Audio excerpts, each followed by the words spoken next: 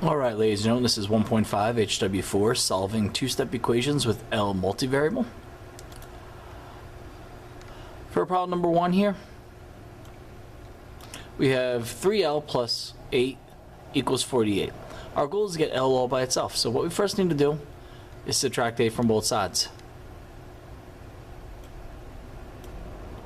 And when we do that, then plus 8 and minus 8, they cancel out. So this 3L stays on the left-hand side. They carry down our equal sign, and 48 minus 8 gets you 40.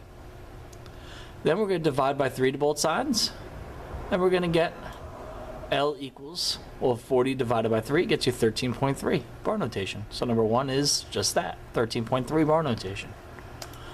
Next up is number 2. We have 6L minus 24 equals 72. Our goal is to get L by itself, so we're going to add 24 to both sides of that equation. The minus 24 and the plus 24, they cancel out, and then we add 72 plus 24 because they're like terms, and we're going to get 6L equals 96. This is a times 6, so the inverse operation will be divide by 6, so we're going to divide by 6 to both sides, and we're going to get L equals 16. Problem 3, 4, 5, 6, 7, 8, and 9 you guys could do on your own. But number 9, it's a little bit different. We have now a second variable in here.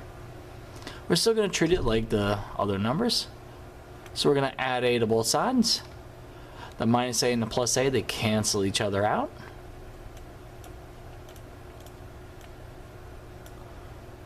And when that happens, the plus a and minus a, they cancel out, so we carry down our 9L. And we add a to the other side, so we 29 plus a. Since 29 and a are not like terms, we just write it out horizontally, just like you see here on the screen. 29 plus a. Next, the times 9, we divide by 9 on both sides, and we get L equals 29 plus a over 9. And that's our final answer, because L is all by itself. Next up is number 10. We're going to do the same procedure.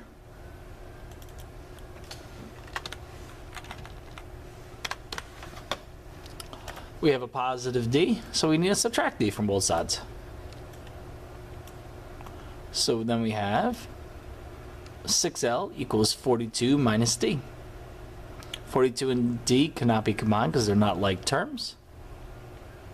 So then we're going to have 6L equals 42 minus d. We divide by 6 to both sides to get L by itself.